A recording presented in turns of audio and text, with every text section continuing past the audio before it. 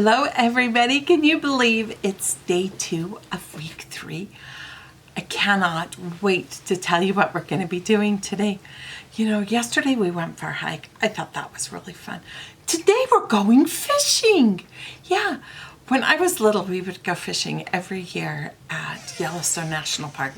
And it was so fun. We would fish with lures and you know, I hate to say it, but my favorite part of fishing was cleaning the fish.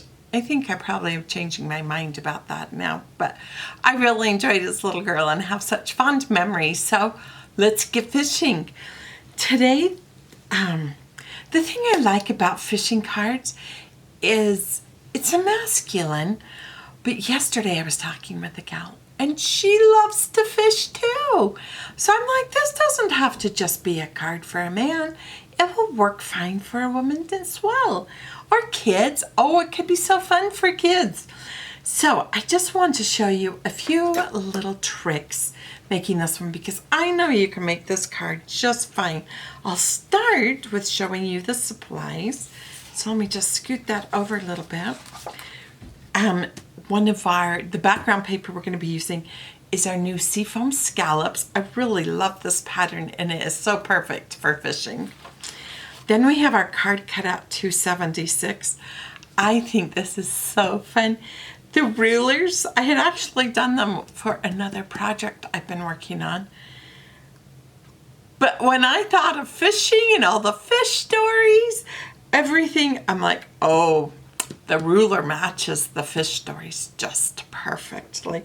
So I had to totally add that. And then some of the sentiments on here's, you know, officially, you're the best, gone fishing. Oh, the fish stories.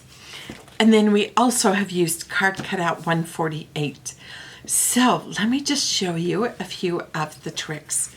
So I did cut out the fish, and you could choose to leave the hooks on or take them off, but I kind of liked it because then it makes you think of them as being a lure versus a fish, and that is what we are really showing them as a lure because they have their lines attached.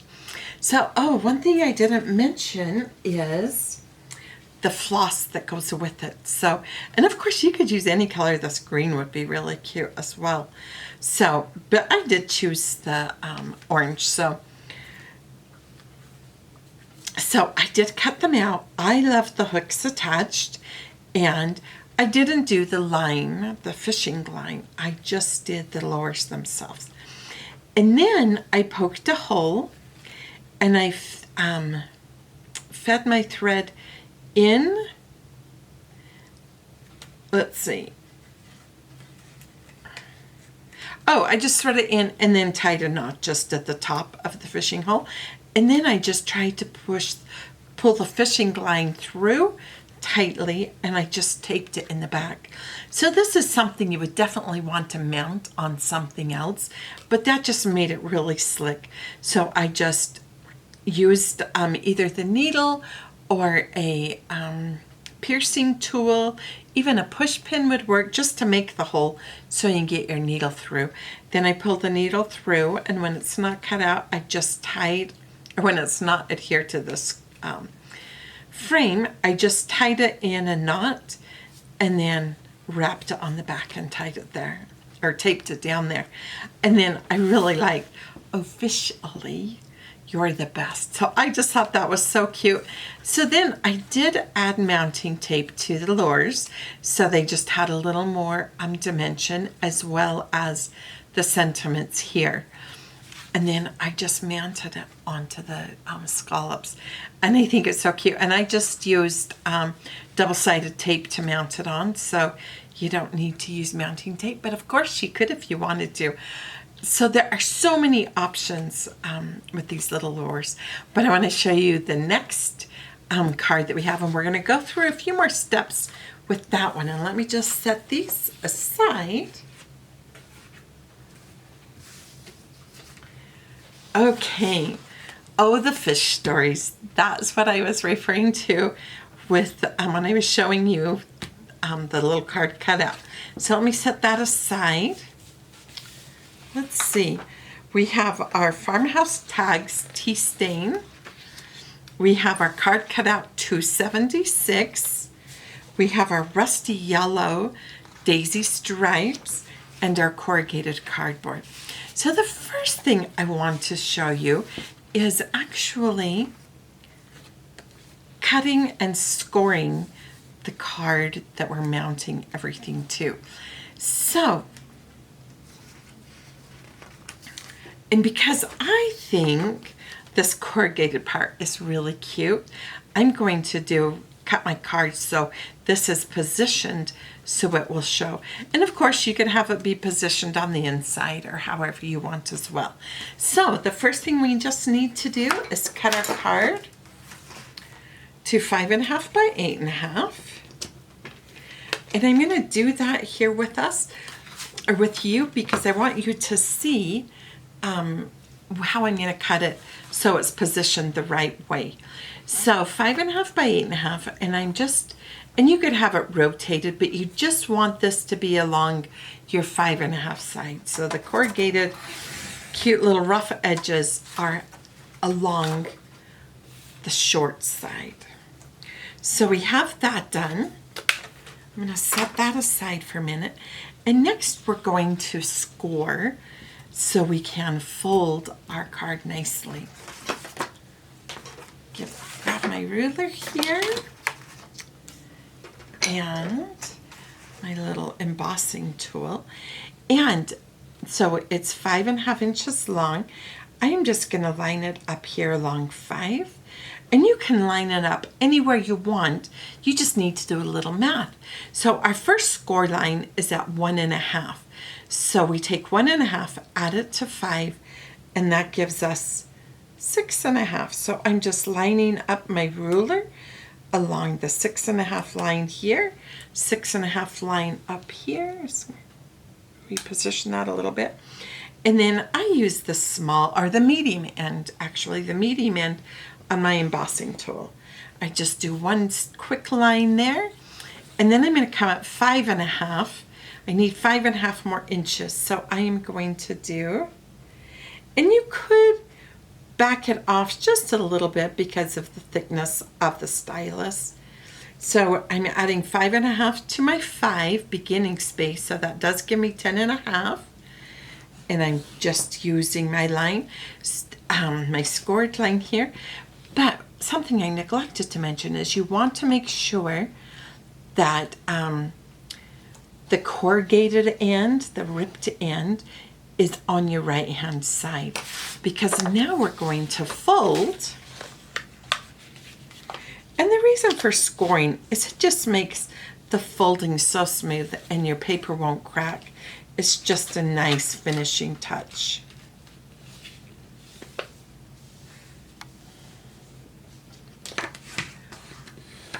And if it doesn't line up exactly, you can just position it so slightly while you're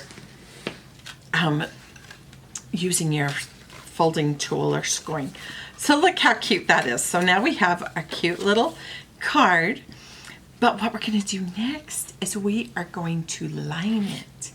So I love when you open a card and you see a pattern inside or some embellishment inside. So this is just another way of doing that. And this is what we're going to use our rusty yellow stripes or yellow daisy stripes for. And I do want my stripes to go up and down in the card. So I'm going to cut, the dimensions I'm going to be cutting for this is 5.5 by 7. And I'm going to actually have it so it comes up both sides like so. So I will cut 5.5 by 7. 7 will be the long waist. So the first thing I could do is I could cut my 5.5 inches, because that is the width of my card. Now you could stop at 7 inches as well, and save a little bit of, make a little bit bigger piece. But I'm just going ahead. Oh, but I do want to show you something first. So how I determined how big I wanted that, I measured my card, and it's actually a little less than 5.5, but very close. And then I measured like this, and it is 7 inches. But these stripes do not have to go all the way to the bottom because nobody's going to see that. And sometimes it might make it a little bulky. So you could actually make it just shy of 7 inches, which I think I will do that.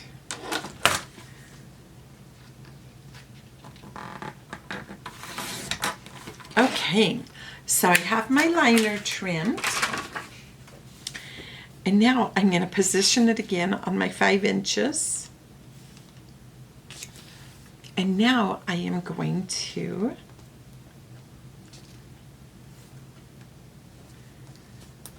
okay, that's feeling good.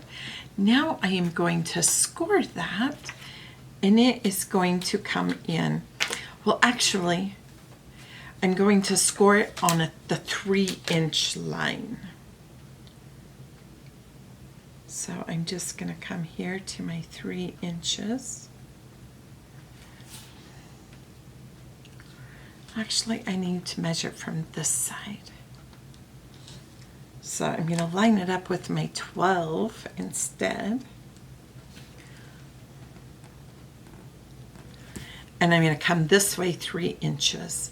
So that will be 9 inches. So we'll just get it lined up with our 9 inches. And using the medium end, I'm just going to go ahead and score that. And folding that. Now, this we will see how everything is lining up. And it is not a big deal if you need to do a little trimming. So there's a couple of ways of trimming, and we'll talk about that. So you can see it doesn't quite come all the way to the bottom, but that is not a problem at all because this is going to fold up and hide that. So I am going to make sure my top is lined up, that my scores feel good, like they close nice together. Holding this in place, I will open it, and now I'm just going to use some double-sided tape, but you can use whatever adhesive you are comfortable with. And I'm only doing the top part, and I'm just going to feed that in.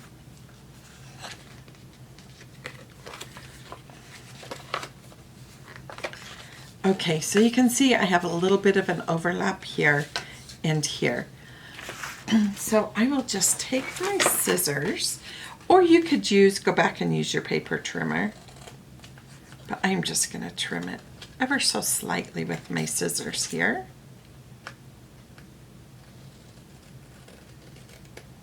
Okay, so we have that side looking good, and now we just look at the reverse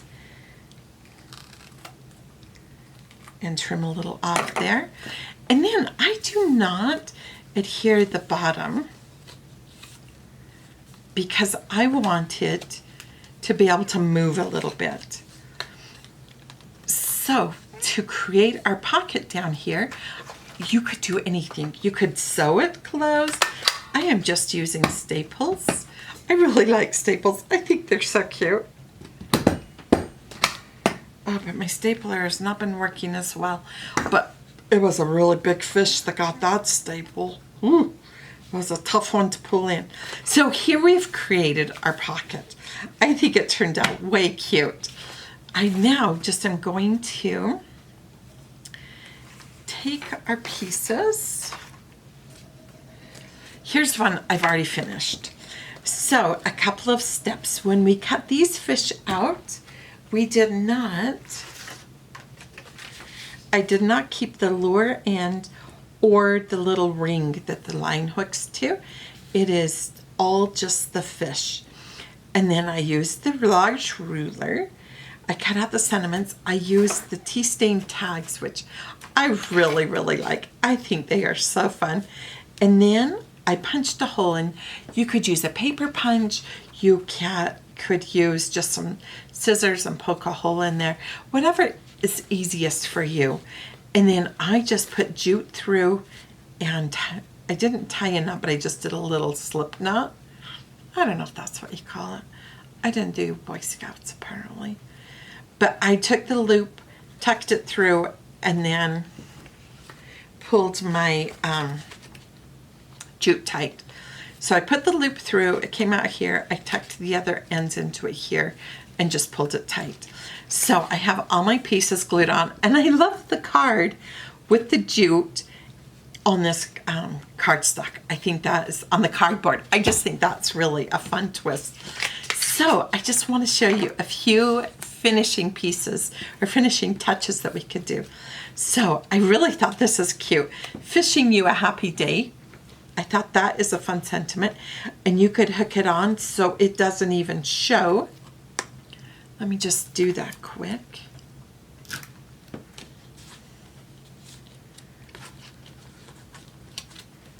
So I'm just going to put a little bit of tape, and you could use mounting tape too if you prefer. So fishing you a happy day.